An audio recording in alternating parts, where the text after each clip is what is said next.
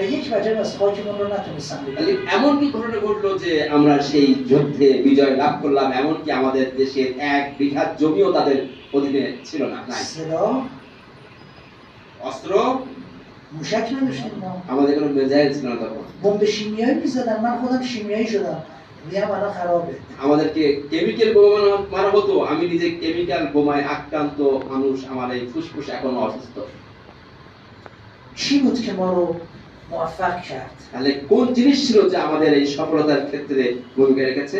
صدام از اسلام دم میزد. সাদ্দাম তো ইসলামের কথা বলতো। الان نگاه بکنید داعشیا صدام رو به عنوان قهرمان شهید محسوب میکنن. আজকের আইএস তারা সাদ্দামকে একজন বিজয়ী বীর শহীদ হিসেবে তার আলোচনা করে থাকে।